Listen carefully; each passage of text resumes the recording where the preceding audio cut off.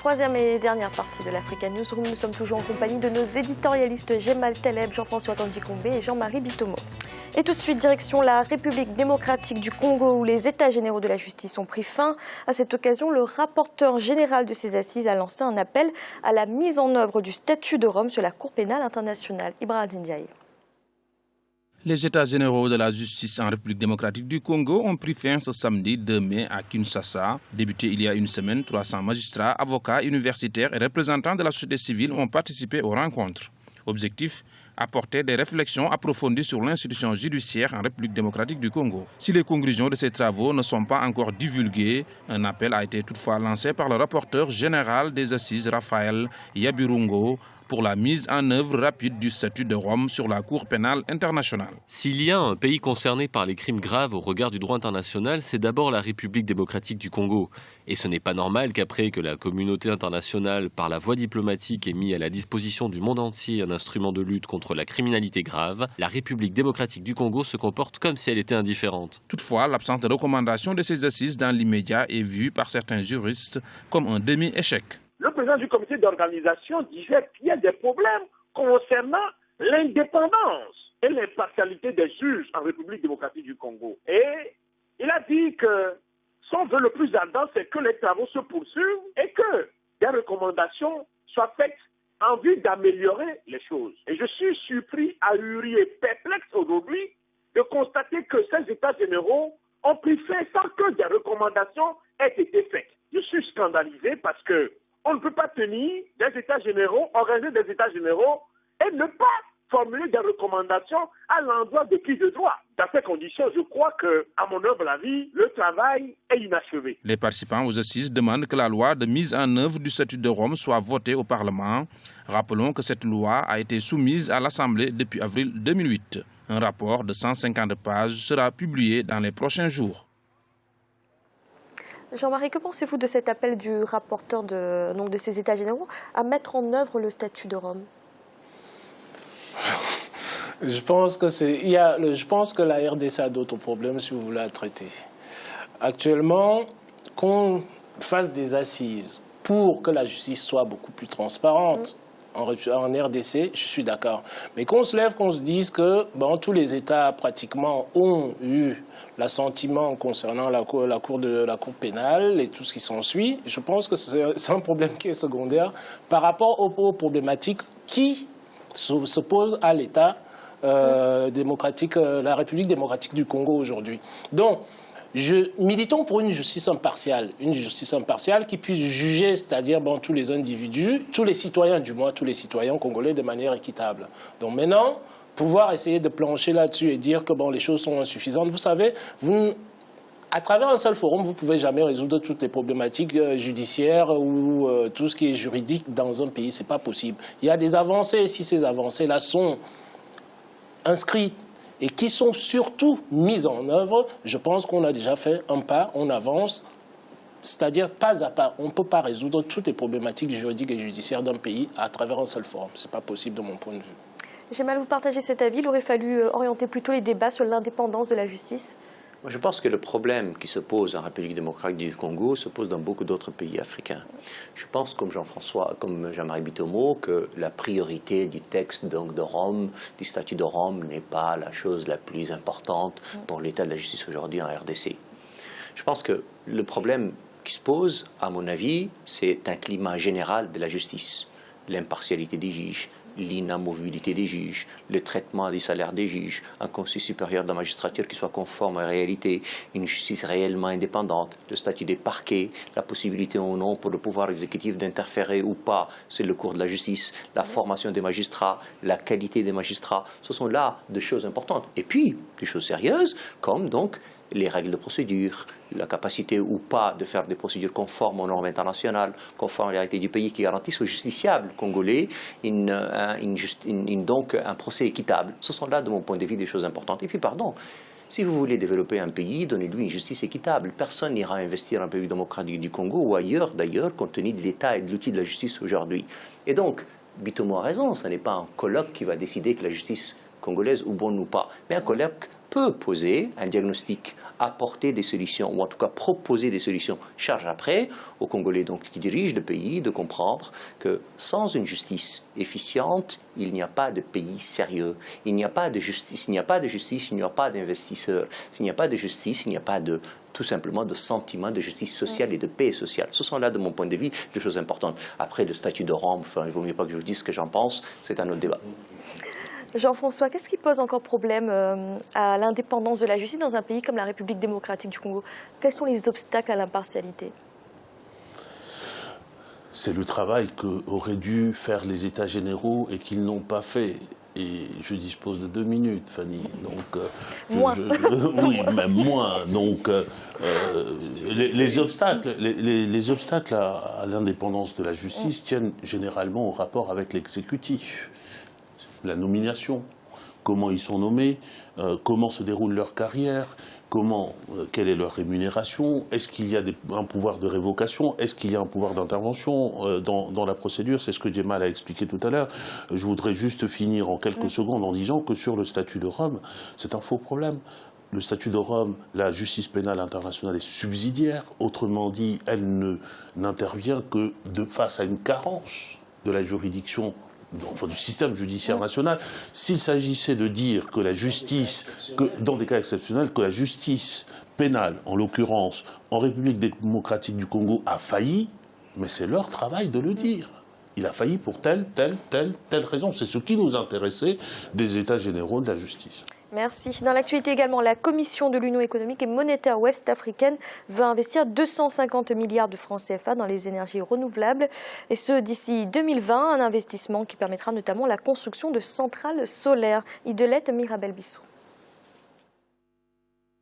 Les énergies renouvelables, un défi pour les gouvernements africains d'ici à 2030.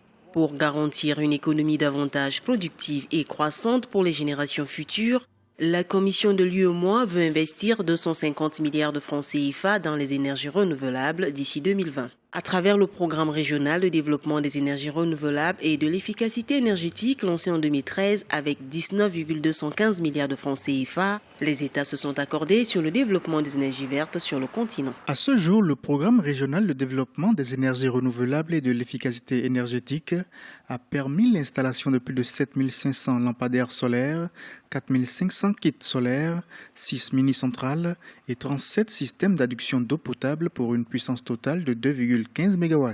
Avec ce programme, plus de 3 millions de personnes ont accès à l'énergie électrique.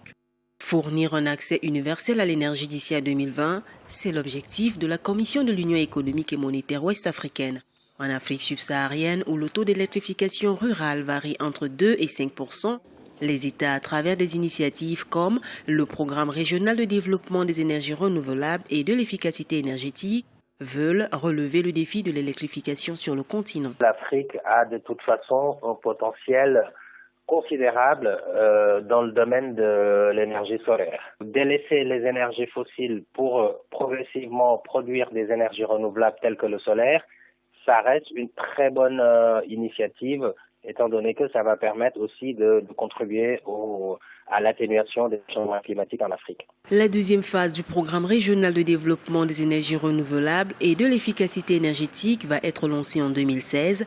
Cette initiative verra la construction de centrales solaires ainsi que la mise en place d'un nouveau mécanisme de financement de projets dénommé « Facilité régionale d'accès à l'énergie durable » qui appuiera le secteur privé. Djemal, est-ce que 250 milliards de francs CFA, cela vous semble un investissement suffisant? C'est bien, c'est peut mieux faire. L'état des besoins en électricité sur le continent africain sont considérables. C'est probablement l'un des continents qui connaît le taux de pénétration le plus faible, 23%. C'est rien. Et dans certains pays, me dit-on que pour la RCA, c'est entre 5 et 6%. C'est-à-dire que c'est ridiculement bas. C'est pas significatif dans le voilà. contexte que nous Sans doute, mais ça vous donne une idée. Et donc, de toute façon, et en tout état de cause, et le continent africain en général, c'est très faible. Les besoins sont énormes. Là, on parle de 250 milliards de CFA, c'est-à-dire pas beaucoup d'argent, sur le renouvelable. Quand vous savez qu'en moyenne, un mégawatt, c'est autour de 2 millions de dollars. Quand vous faites le compte, vous verrez très bien que le continent africain ne va pas se développer en renouvelable avec cet argent. Cela dit, les efforts sont bons, ils sont louables, il faut les apprécier. Moi, je pense que le solaire est une bonne chose, que le renouvelable est une bonne chose de façon générale, mais que les besoins d'industrialisation du continent africain ne viennent pas du solaire et que vous ne pouvez pas faire dans un continent qui est en pleine expansion, en plein développement, en pleine croissance, vous n'allez pas le développer et créer des industries d'un niveau considérable et important avec le solaire. Je pense qu'il faudrait qu'il y ait des énergies plus fortes, plus importantes, comme le nucléaire, s'ouvrent sur le continent africain pour que l'industrialisation du continent africain, comme d'autres pays l'en font, soit une réalité. Ça ne veut pas dire pour autant que le mix énergétique ne soit pas pour le continent africain. Oui, il faut développer des offres alternatives. Oui, il faut que les technologies nouvelles importantes, qui sont nouvelles, nous n'ayons pas besoin de passer par le charbon pour y arriver, il faut y arriver tout de suite. Mais dans l'état aujourd'hui de la technologie et de l'offre d'électricité, le solaire ne suffit pas pour développer une industrie dont le continent a besoin et qui est à l'importance de l'enjeu qui lui est, et du défi en tout cas qui lui est aujourd'hui lancé. Jean-François, quel est votre avis? Investir dans les énergies renouvelables, c'est un choix judicieux? Rapidement. C'est un choix extrêmement judicieux. Tout a été dit par Daouda tout à l'heure et par Djemal. J'ajouterai simplement ma réserve sur les centrales nucléaires en Afrique, parce que la raison est essentiellement politique. Tant que nous vivons ces situations d'instabilité en Afrique, évitons quand même qu'il y ait une course, pas à l'arme nucléaire, mais le passage du nucléaire civil au nucléaire militaire est si facile lorsqu'on a la technologie que moi je n'y suis pas favorable d'abord pour cette raison-là. Merci. Tout de suite, notre chiffre du jour. La Banque africaine de développement veut permettre à 33,7 millions de personnes d'accéder à l'électricité d'ici 2018. Pour cela, elle compte soutenir l'augmentation de la capacité hydroélectrique du continent à 40 gigawatts, ce qui demandera un investissement de plus de 60 milliards de dollars annuels qui s'étendront jusqu'en 2040. Jean-Marie, l'accès à l'électricité, cela reste encore un problème pour une grande partie des Africains aujourd'hui. Est-ce que l'objectif de la BAD vous semble réalisable? L'objectif de la BAD est réalisable tout simplement. Pourquoi, Fanny? Parce que la BAD est devenue aujourd'hui une institution financière fiable, dont elle peut contacter au niveau international des prêts qui permettent de pouvoir mettre en place des stratégies énergétiques efficientes pour l'Afrique. Donc de ce point de vue-là, je pense que l'horizon 2040, ça peut nous paraître être quelque chose de lointain, mais ce n'est pas si lointain que ça, parce que nous sommes en 2015, sur 25 ans, ça a vite fait passer. Mais moi, je reviendrai toujours, puisque ça concerne toujours la politique énergétique, je rebondirai sur le débat précédent qui est le suivant. C'est que je pense que la dynamique qui est mise en place par l'Afrique aujourd'hui concernant l'énergie solaire, c'est irremplaçable. Je ne peux pas être d'accord avec Jamel là-dessus, comme Jean-François l'a dit concernant l'énergie nucléaire. Tout simplement pourquoi? Parce que c'est l'énergie la plus propre et c'est celle-là qui coûte le moins à l'Afrique. Tout simplement pourquoi? Vous pouvez prendre toutes les études. Vous verrez aujourd'hui, on parle du nucléaire en France. Vous allez qu'à voir, si vous voulez, les succès de l'EPR au niveau mondial.